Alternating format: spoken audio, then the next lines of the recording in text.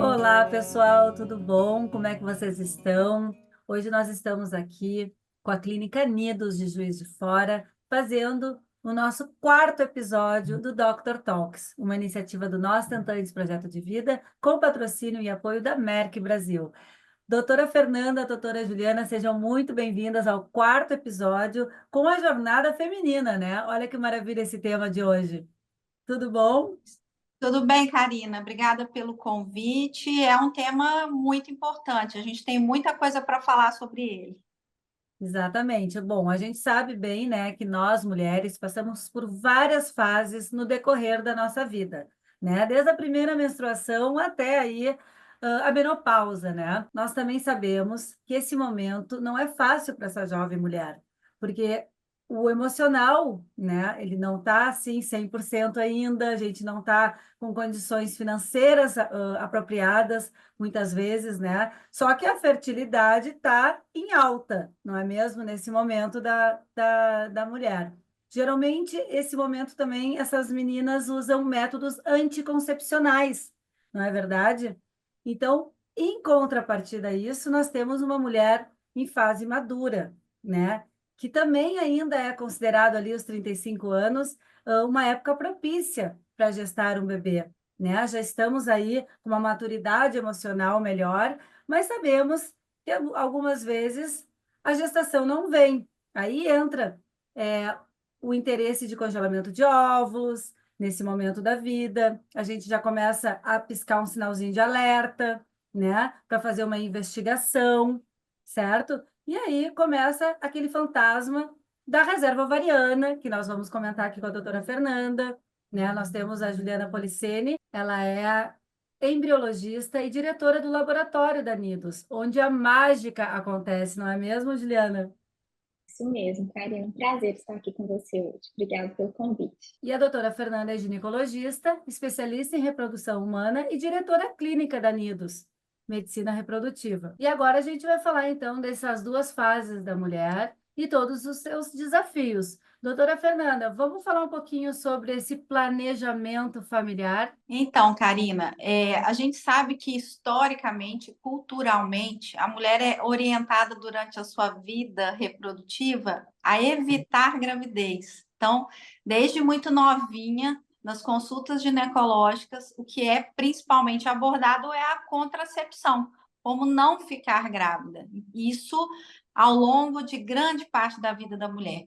Mas é importante que a gente entenda que a concepção, além da contracepção, também deve permear toda a história da consulta ginecológica.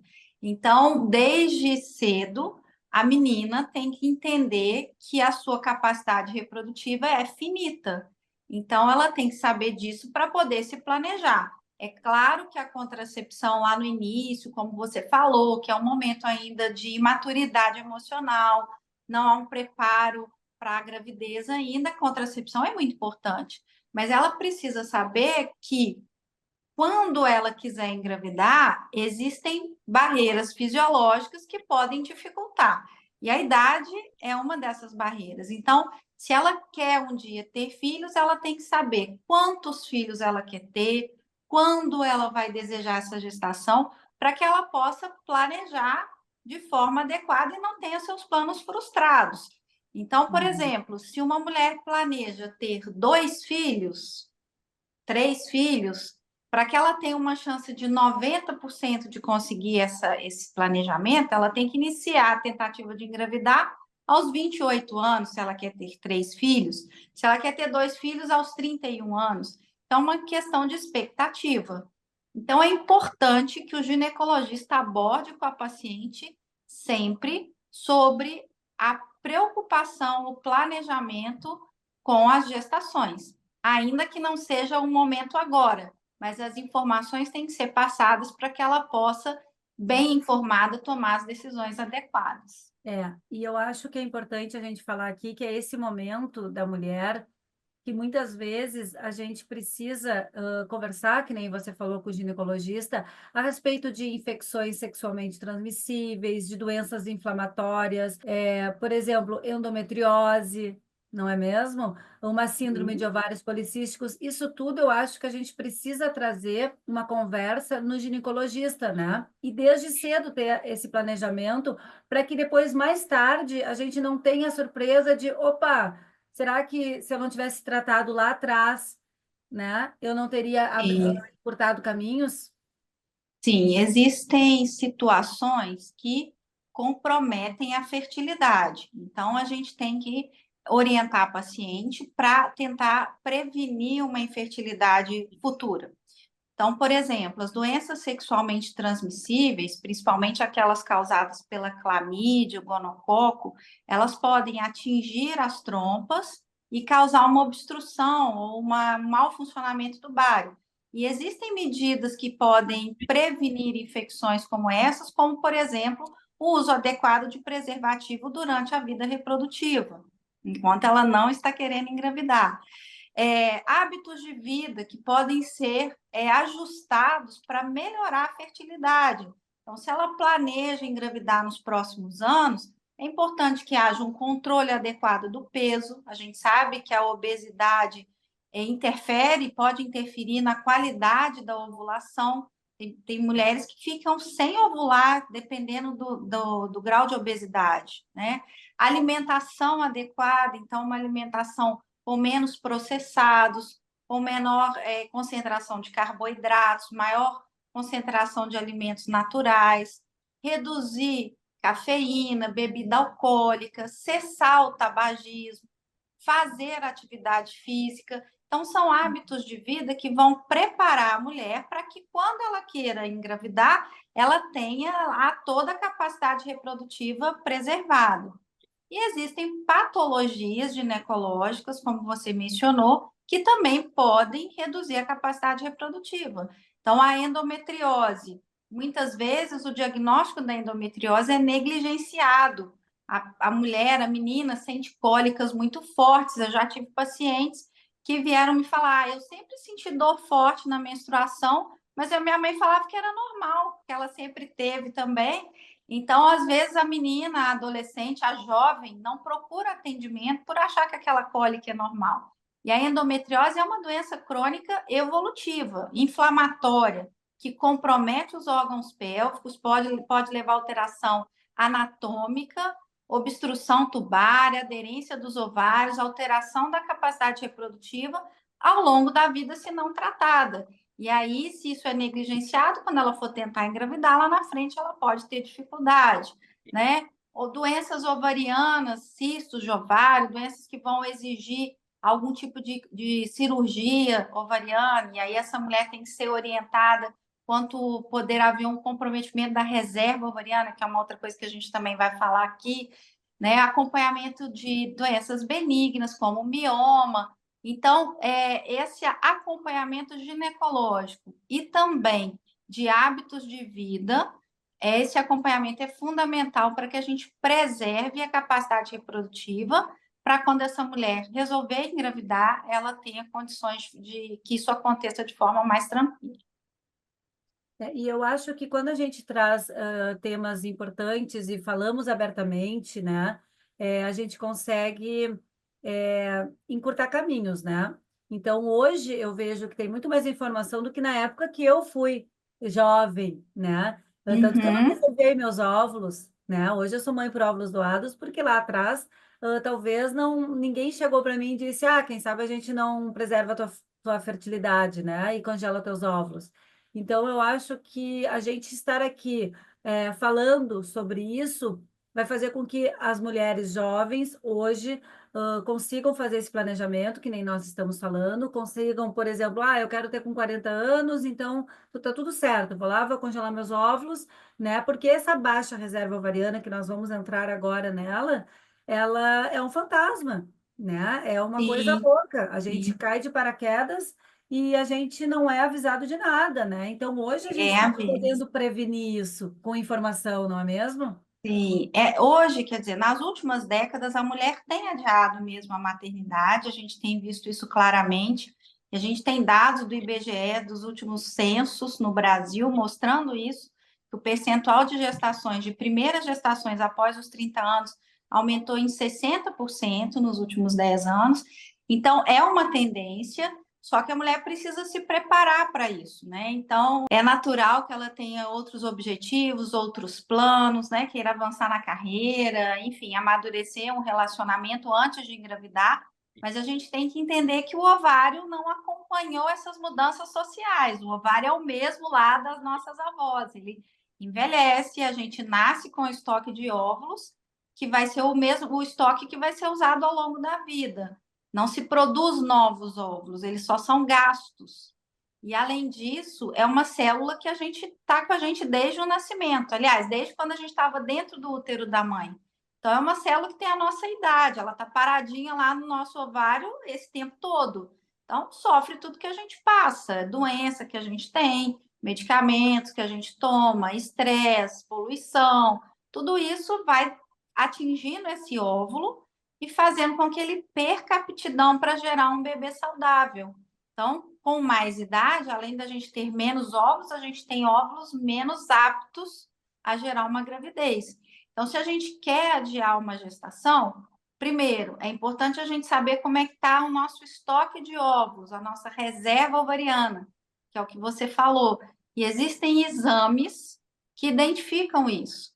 Então, por exemplo, a dosagem do hormônio antimileriano, que é o hormônio produzido pelos folículos, o folículo é a estrutura que abriga o óvulo. Dentro de cada folículo tem um óvulo e a gente nasce com esse estoque de folículos. Então, quanto mais folículos eu tenho, mais alto é o meu antimileriano. Então, se eu doso, eu quero saber como é que está o meu estoque, né? Então, eu quero ter um retrato do meu ovário naquele momento. Eu posso dosar o hormônio antimileriano e aí eu vou ter uma noção. Para que serve essa informação? Para eu me planejar. Se o meu antimileriano está mais baixo do que o esperado para a minha idade, ou eu planejo uma gravidez com mais, eu antecipo os planos de uma gravidez, ou eu congelo meus óvulos. Não, eu não vou poder engravidar agora mesmo, mesmo sabendo que o meu estoque já não está lá, essas coisas, mas eu tenho Já. como guardar esses óvulos para que eu possa usar no futuro sem ter essa preocupação de não conseguir concretizar o sonho da maternidade, né? Pelo menos com os óvulos próprios. Mas isso é importante que, ao longo dessa vida reprodutiva da mulher, dessa jornada feminina, isso seja abordado, o exame seja solicitado para que o planejamento seja feito. Juliana, me diz uma coisa, é muito recorrente uma dúvida, tá, que chega em mim. Karina, como é que é o processo de congelamento? Ele é a mesma coisa que, por exemplo, um processo de fertilização in vitro? Fala para a gente rapidamente qual é as etapas aí que, no caso do congelamento, a gente chega até um limite, né? Isso aí é uma coisa que é bacana a gente dividir também. Karina, o congelamento de óvulos é um procedimento muito já bem estabelecido em reprodução assistida, que vem sendo amplamente divulgado e realizado, né, nas clínicas de reprodução assistida. É a primeira etapa, que essa mulher que pretende, então, preservar sua fertilidade, ter autonomia para o seu futuro, como a Fernanda disse, de decidir o melhor momento da gravidez, ela então vai procurar uma clínica de reprodução assistida, passar por uma consulta com fertileuta e nesse momento vai começar a utilizar medicamentos hormonais para que tenha um crescimento homogêneo dos seus folículos naquele ciclo. E no dia, sabidamente, que esses folículos atingem o tamanho ideal, será realizada a coleta dos óvulos, sob sedação simples.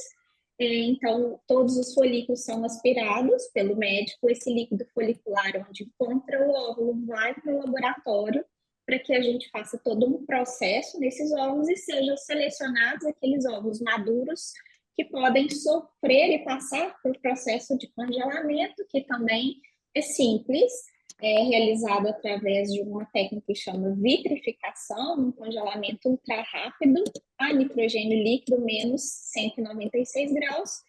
Depois que essas células passam por esse processo para não causar nenhum dano futuro e poder ser utilizado, né? E são mantidos congelados por tempo indeterminado, até que essa paciente decida o melhor momento para se ter um filho, realizar o sonho de ter uma família, tem autonomia desse futuro. Então, sempre me pergunto, então, Karina, a única coisa, então, é que ele não vai ser fertilizado com o sêmen e não vai virar um embrião, né? Então, vocês vão Exato. parar no momento que vocês vão aspirar e depois congelar esses óvulos para quando, no tempo certo, vocês tomarem a decisão de fazer a tentativa de fertilização in vitro, seja com sêmen do marido, seja, enfim, com sêmen doado. Mas aí sim, aí é uma nova etapa, né? Um avanço, mas vocês já vão ter o óvulo da idade que vocês congelaram. Isso é importante, né? Pode passar os Exatamente. anos, mas aquele congelamento, a idade do óvulo, é o dia que vocês, é o ano que vocês congelaram, né? Então é bacana a gente ter essa autonomia, pegar as rédeas das nossas vidas, digamos assim, né? Quando a gente congela o óvulo, Karina, somente este gameta, é possível definir tardiamente se nós vamos encontrar um parceiro ou não, utilizar, como você disse, um sêmen do banco de sêmen, etc. Quando a gente já congela o embrião, é possível também, mas aí já tem que estar definido esse parceiro, porque terá um material genético feminino e masculino.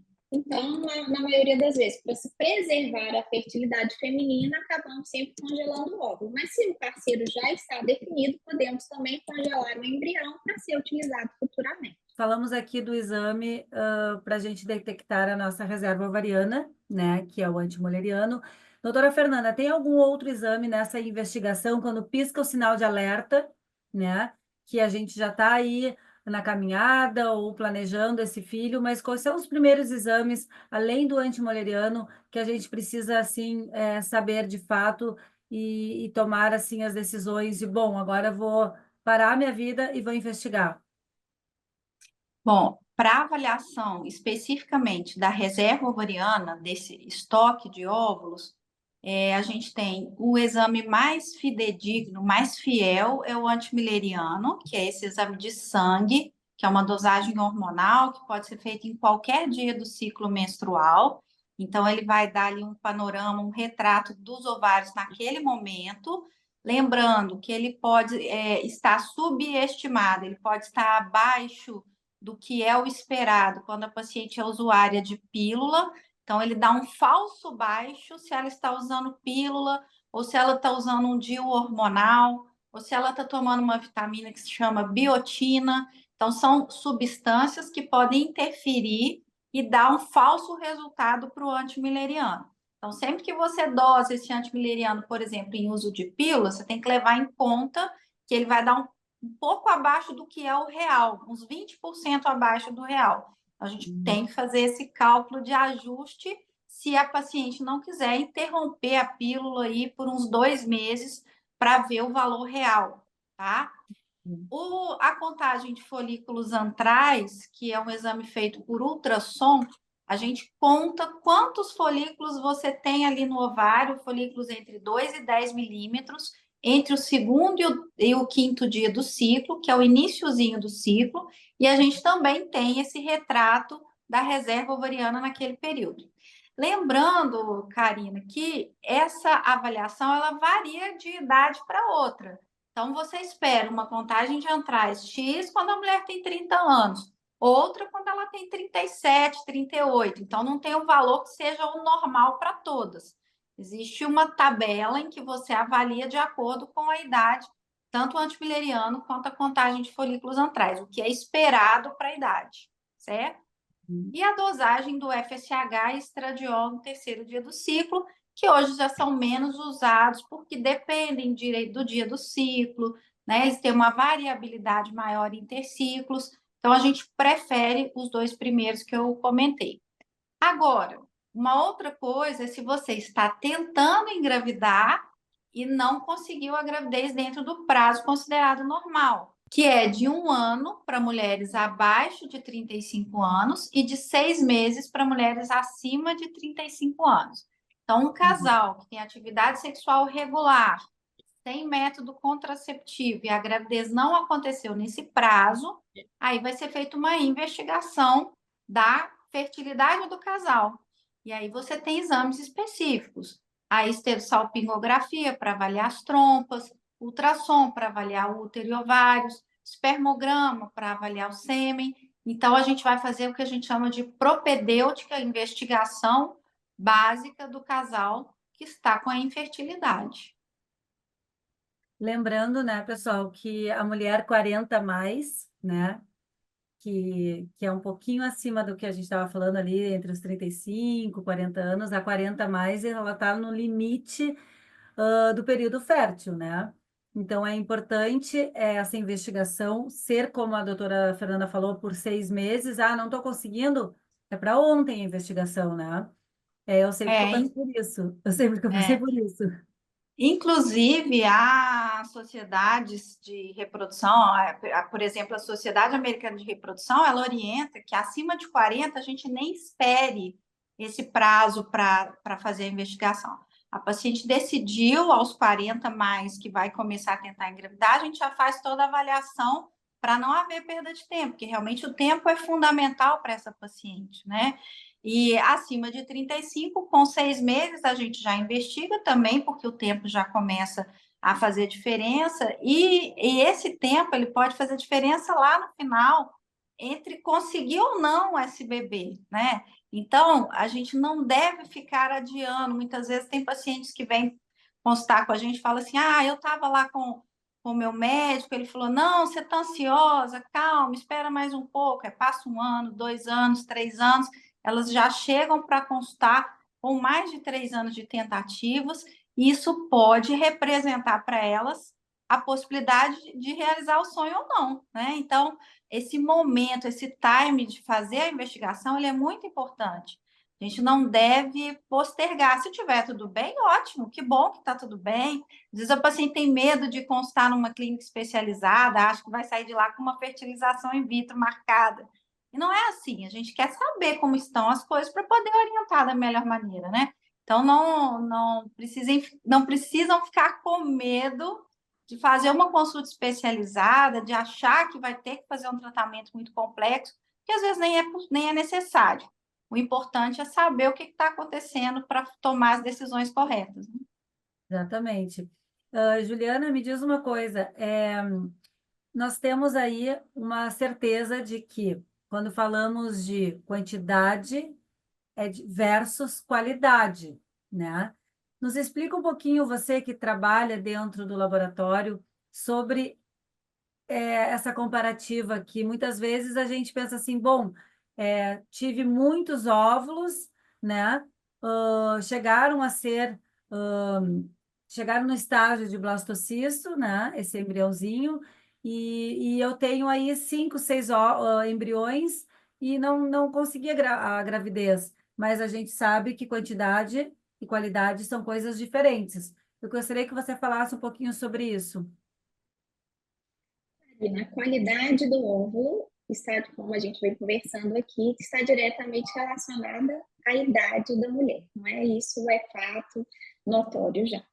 Então, nem sempre termos muitos óvulos significa termos embriões futuros de qualidade para transferência em um embriãozinho e um bebê em casa.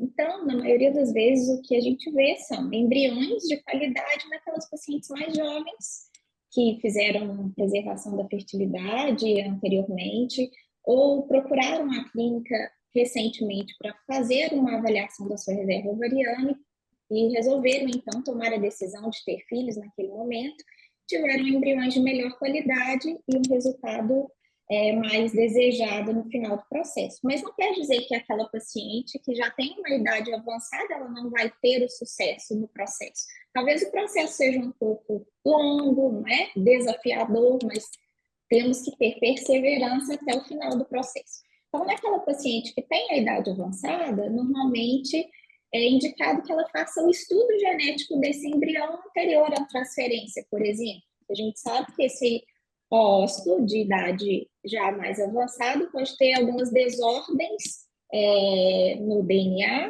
que vão causar um número maior de embriões com alguma anormalidade cromossômica, por exemplo. Então, é interessante que essa paciente faça um estudo genético do embrião. Nós retiramos no laboratório algumas células desse embrião, essas células são enviadas para uma clínica de genética, e assim que recebemos o resultado, é possível identificar o embrião euploide, né? Conhecidamente euploide, que é o embrião cromossomicamente normal.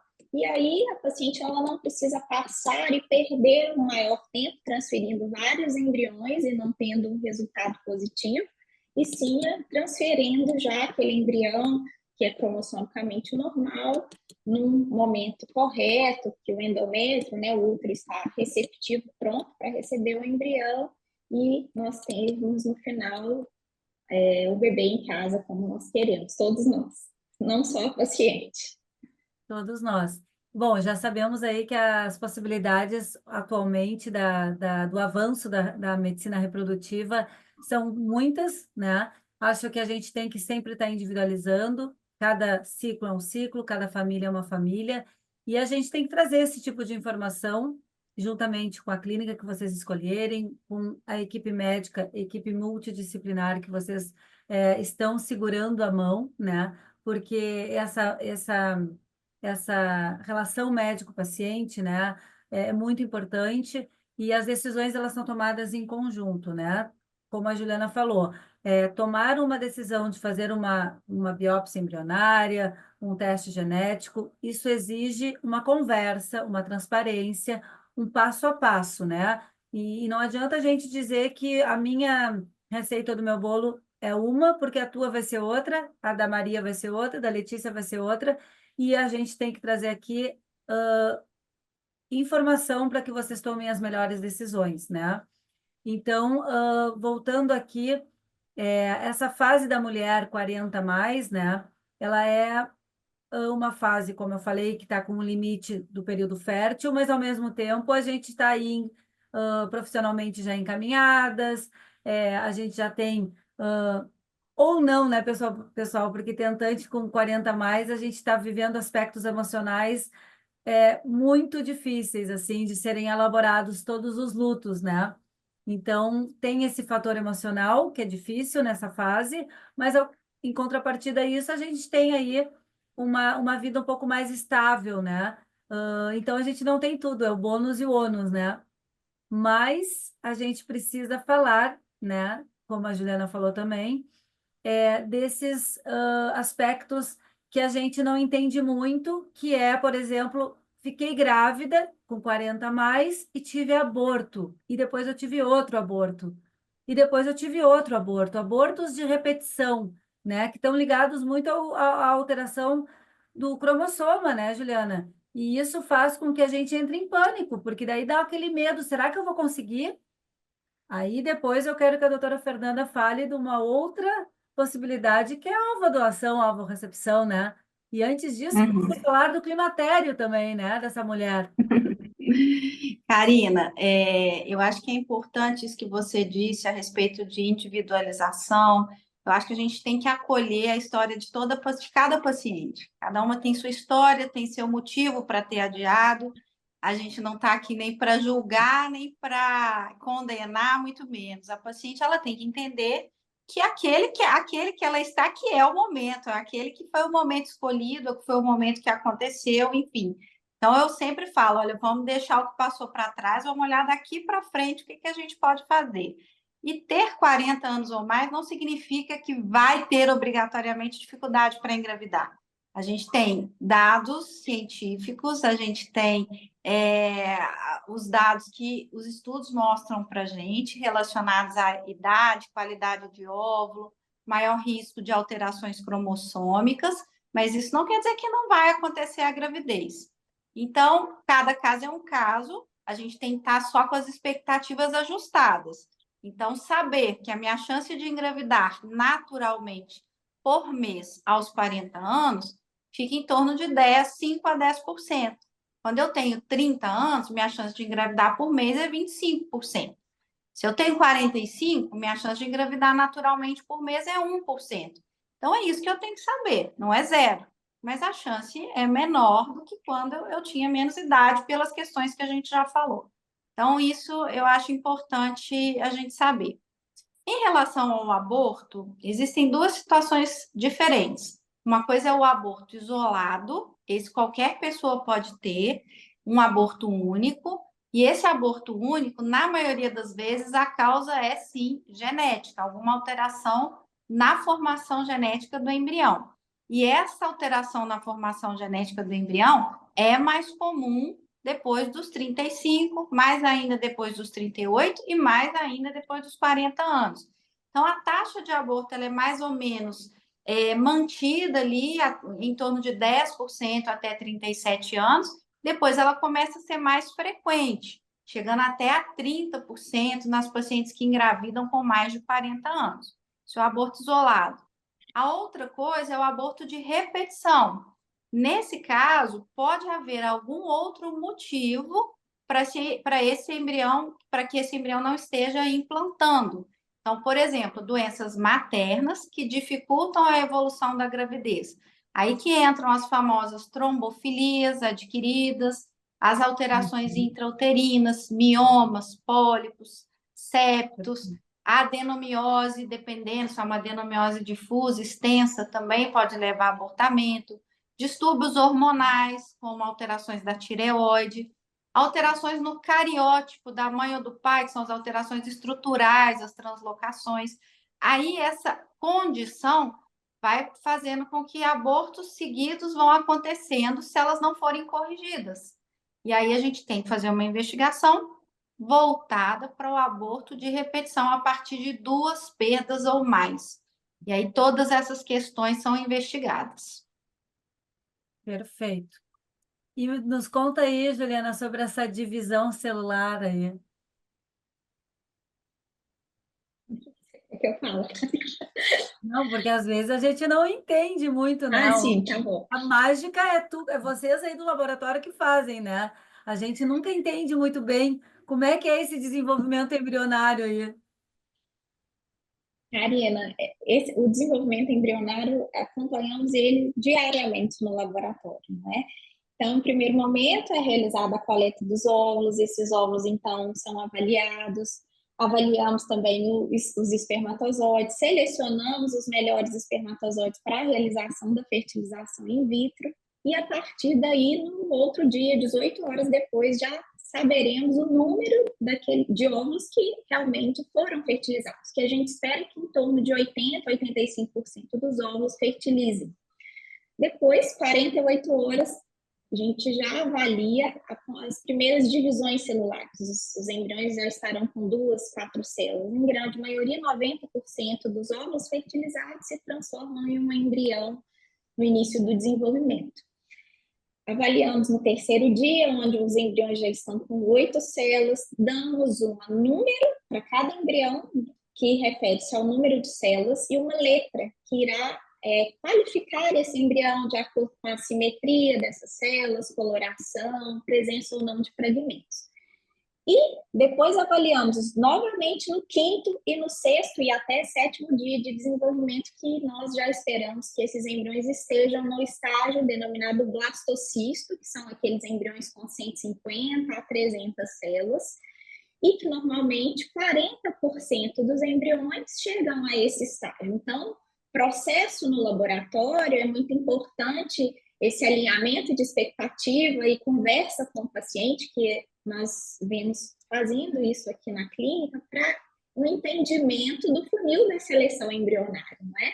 Para que a paciente entenda que eu tive 10 óvulos, mas não vou ter 10 embriões no final do processo, não é? Nós começamos, por exemplo, com 10 óvulos, mas essa perda e essa seleção é importante para que nós, embriologistas, até conseguimos identificar qual realmente é o melhor embrião, como ele está se desenvolvendo, qual é o que nós devemos transferir. Nessa conversa com o médico, o embriologista e o paciente, durante todo o processo, para que o paciente fique mais tranquilo, entenda como esse processo vai acontecer, é muito importante, para que toda a ansiedade seja minimizada e ele entenda todo o processo, do início ao fim, sabendo que nós não vamos ter no final o número de embriões que nós tínhamos no início, o número de óvulos. E essa informação é de extrema importância, e volto a falar, essa transparência é muito importante, porque eu, por exemplo, na minha época de tentante, eu não sabia que o que você falou agora, que 40%, né, somente não, porque eu acho um número bem relevante, mas assim, eu não sabia. A maioria das pessoas que chegam até mim não entendem como que eu tinha 10 óvulos e eu fui ali e fiquei só com um, né? É o funil da FIV, a gente tem que saber e alinhar as nossas expectativas com vocês, né? E hoje a gente tem Exatamente. uma coisa muito boa que na minha época também não tinha, de falar com o embriologista, não somente com o fertileuta, mas também falar com o embriologista e entender esse processo todo, né, do desenvolvimento do embriãozinho. A gente consegue ver imagens, discutir com vocês, entender e não somente ter aquela ligação de dizer, olha, às 7 da manhã, tu tá mal acordando e sabendo já que você só restou um embrião, tu entende? Então, eu acho que isso, trazer isso à tona é alinhar expectativas, né? Saber que 40%, desde o começo, a gente saber, faz com que a gente pense, ué, será que a gente não pode, então, fazer mais ciclos, entende? E individualizar essa jornada de fato, né? Com diálogo, com transparência e com as melhores decisões tomadas com o corpo médico da clínica e o nosso companheiro ou a nossa companheira. Isso é fazer um planejamento familiar, não é mesmo? Exatamente, Karina. Como a Fernanda sempre fala, quando você tem todas as informações, você tem o poder de decisão do seu futuro, não é?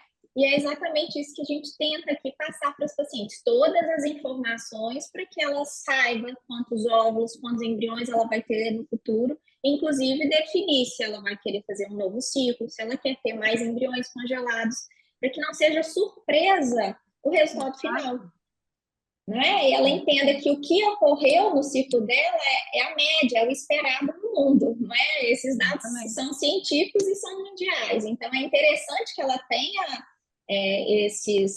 todos esses números para que ela defina como vai ser a jornada dela, o que ela pretende com o futuro reprodutivo. E a gente fica entendendo o que são as letrinhas, o que são os números, como é feita essa divisão celular. Isso é muito interessante atualmente, né? A gente ter condições de saber um pouco mais sobre a nossa própria jornada. Eu queria chegar aqui a um assunto, né, que eu sou entusiasta do assunto, que é a ovorecepção, a ovodoação. Todo mundo sabe que eu sou mãe por óvulos doados, grata e eternamente feliz. Mas eu acho que a gente cada vez mais temos que falar mais sobre esse assunto e falar um pouco antes de chegar à ovorecepção.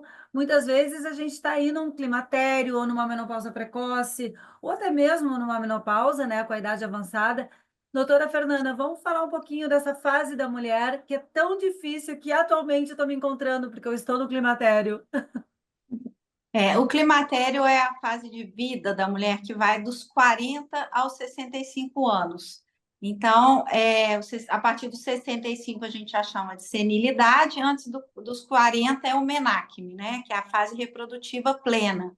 Então, a partir dos 40 a gente já está nessa fase que é o climatério, podendo acontecer a qualquer momento a última menstruação, que é a menopausa.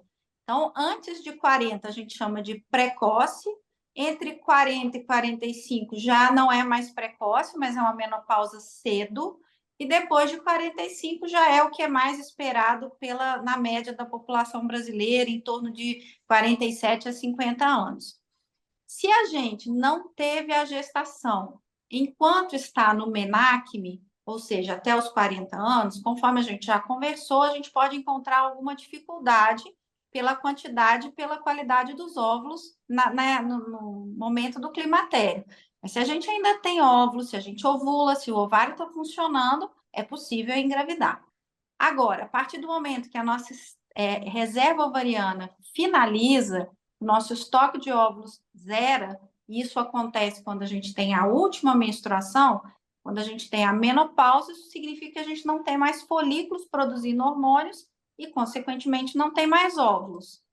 Nesse momento, o recurso que a gente tem para a gestação é a ovodoação.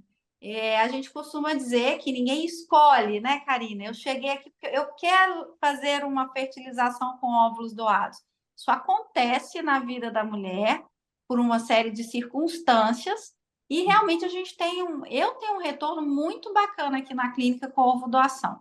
Assim, a paciente precisa amadurecer, cada paciente, cada casal encara essa realidade de uma forma, cada um tem seu tempo para amadurecer essa realidade, essa opção, Mas quando isso é amadurecido, quando ela opta por esse tratamento, o resultado do ponto de vista de satisfação é muito grande.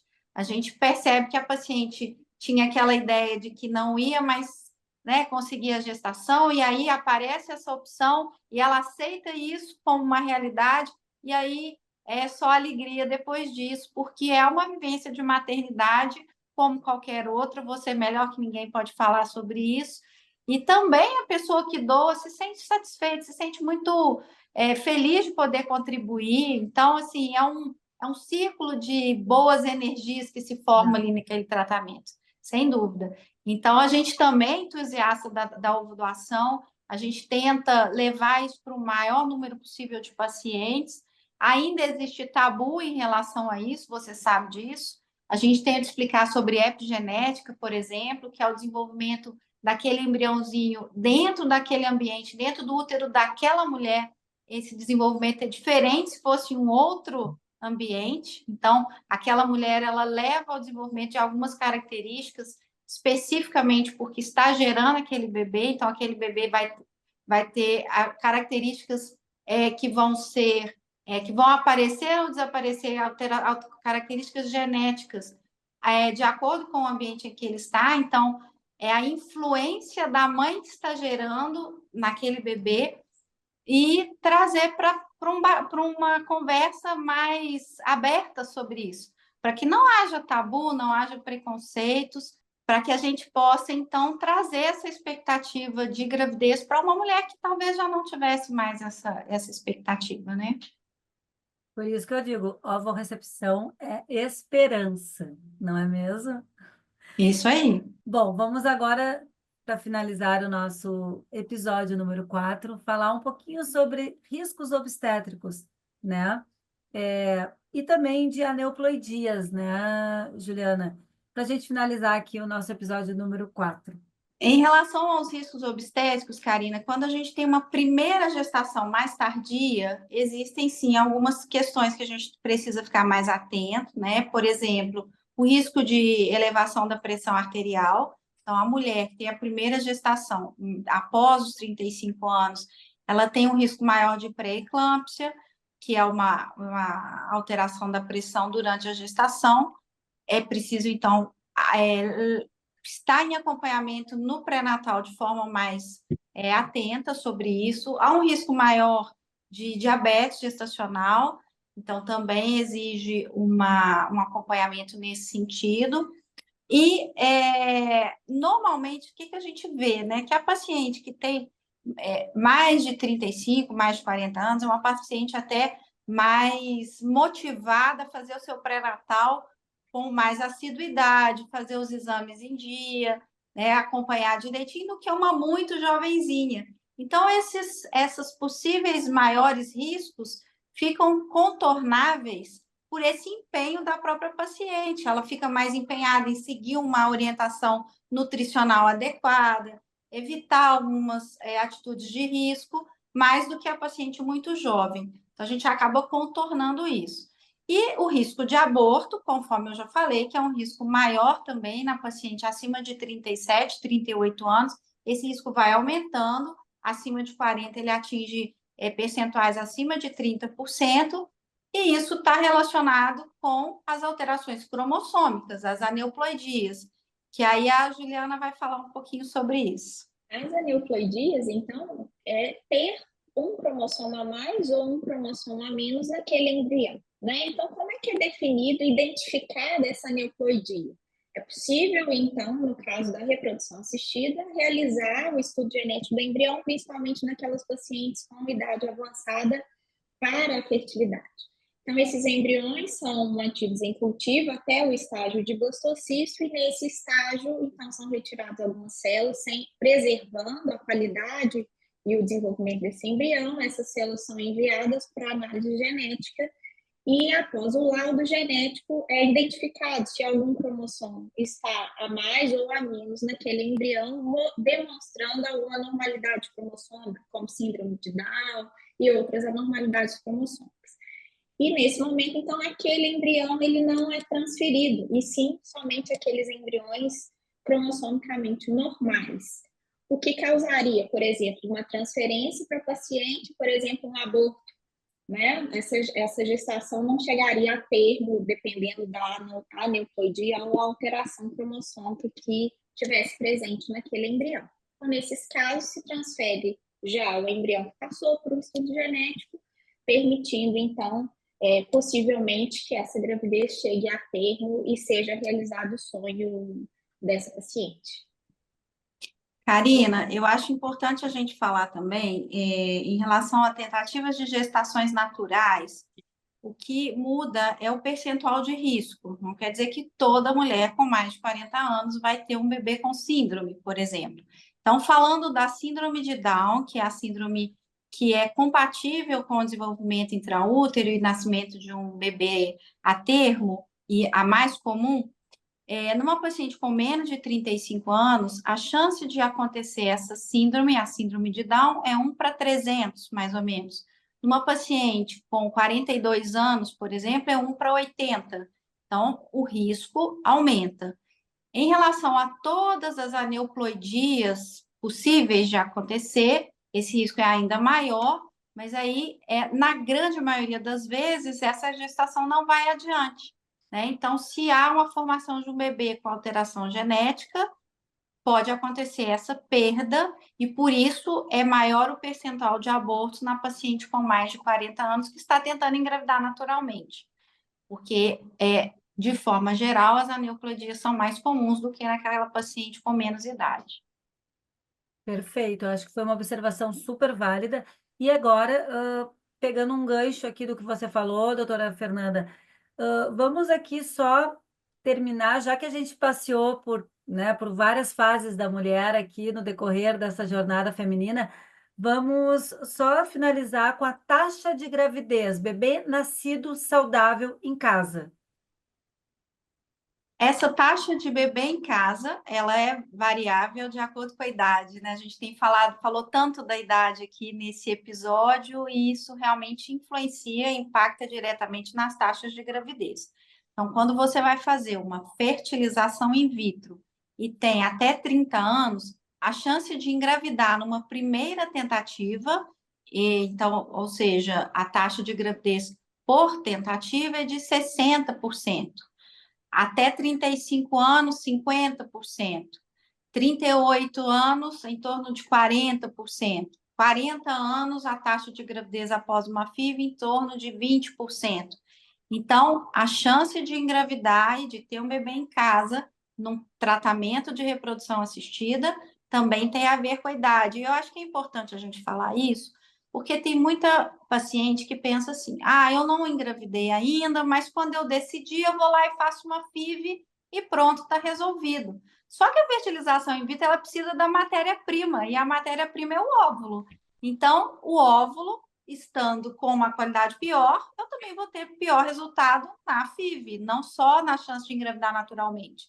E a gente, por exemplo, depois dos 44, 45 anos, a gente já orienta a ovodoação por isso, porque a qualidade do óvulo já não é mais suficiente para gerar uma gestação saudável. Então, está aconselhado usar um óvulo doado nesse caso, porque a chance de engravidar é tão baixinha quanto tentar natural, em torno de 1%, né? Então, por isso que é importante a gente entender que a FIV não faz milagre. Ela trabalha com aquele material genético que a gente oferece, fornece ali para o embriologista. Então, isso muda ao longo da nossa vida. Então a gente fica aqui a dica, né? Nós precisamos trazer essas informações. A medicina reprodutiva, ela avançou, a ciência está a nosso favor, mas a gente precisa também, né, fazer nossos deveres de casa também, né? E saber, né, que simplesmente não basta a gente fazer uma FIV, como a doutora Fernanda falou, ou um congelamento de óvulos.